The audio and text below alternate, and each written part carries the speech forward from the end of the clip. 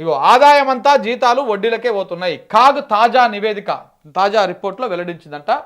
ఈ ఏప్రిల్ నెల ఆదాయం 16,473 కోట్లు. ఉద్యోగుల శాలరీసు, పెన్షన్లు, అప్పులపై వడ్డీలకు, కిస్తీలకే 12,000 కోట్లు పోయినాయి. మిగిలిన నిధులు ఆసరా పెన్షన్లు, ఇతర అత్యవసరాల నిర్వహణకు వాడిరు. తగ్గిన ట్యాక్స్ రెవెన్యూ, సంక్షేమ పథకాలకు సమస్య ఉందని చెప్పేసి ఒక వార్తని రాయడం జరిగింది. ఏమంటున్నారు?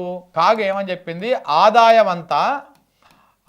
అంతా ఖర్చులకే పోతున్నది, ఖర్చులకే ప్లస్ వడ్డీలకే పోతున్నది అని చెప్పేసి కాగ్ నివేదిక చెప్పింది. ఇంకో ఇక్కడ ఇంత క్లియర్గా జీతాలు వడ్డీలకే పోతా ఉన్నది. వచ్చిన ఆదాయం ఎంత? 16,000. ఈ ఏప్రిల్ నెలను తీసుకున్నది అనమాట. ఏప్రిల్ నెలలో 16,800 ఎంత? 473 కోట్లు. 473 కోట్లు. ఇక్కడనే భాగవతం అంతా బయటపడుతుంది చూడండి. ఏమంటారు దీనికి? ఏప్రిల్ నెలలో వచ్చినటువంటి ఆదాయం 16,473 కోట్ల ఆదాయం వచ్చింది. ఈ ఆదాయం అంతా కూడా జీతాలు, వడ్డీలకు, పెన్షన్లకు ఇవన్నిటికీ సరిపోతా ఉన్నాయి. అంతకు మించి ₹1 మిగులుతలేదు అని చెప్పేసి చెప్పారు. జరసేపు కాగ్ చెప్పిన రిపోర్టే రైట్ అనుకుందాం. మరి తెచ్చిన అప్పంతా ఎక్కడ పోయింది? ఆదాయంతో జీతాలు ఇచ్చేస్తున్నావు, వడ్డీలు కట్టేస్తున్నావు, అన్నీ వేస్తున్నావు కదా. మరి తెచ్చిన అప్పు ఎక్కడ పోయింది? ఇప్పటిదాకా ఎంత అప్పు తెచ్చిర్రు? 1,72,945 కోట్ల రూపాయల అప్పు ఇప్పటిదాకా తెచ్చినటువంటి అప్పు. మరి అప్పంతా ఎక్కడ పోయింది?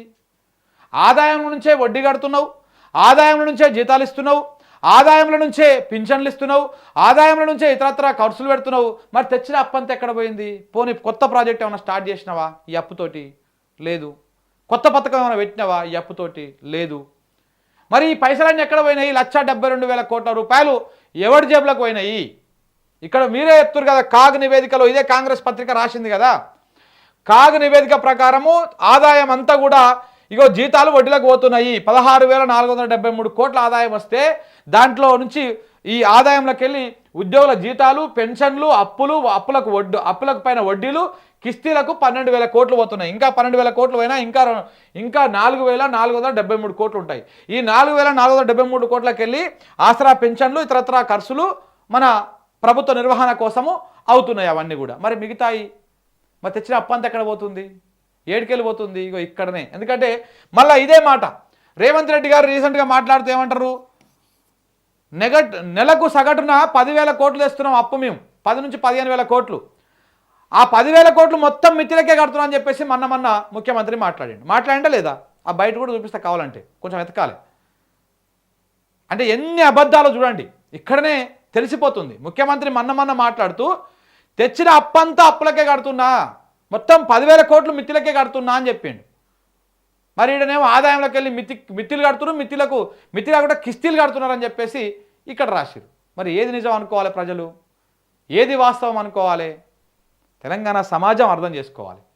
ఏ రకంగా ప్రజలను మభ్యపెడతా ఉంది ప్రభుత్వ పెద్దలు ఏ రకంగా మోసం చేస్తూ ఉన్నారు అర్థం చేసుకోండి. కాగ్ ఒకటి చెప్తుంది, కాంగ్రెస్ ముఖ్యమంత్రి ఒకటి చెప్తాడు, మళ్ళీ ఆర్థిక శాఖ మంత్రి ఒకటి చెప్తాడు. ఏది నమ్మాలి ప్రజలు? ఏది నమ్మాలి చెప్పండి? ఇలా దోపిడీ మాత్రం వాస్తవంగా అర్థమవుతా ఉంది మిత్రులారా. ఇలా దోపిడీ క్లియర్గా ఉందనేది మాత్రం అర్థమవుతా ఉంది. ఈ నివేదికను బట్టి చూస్తేనే అర్థమవుతా ఉన్నది.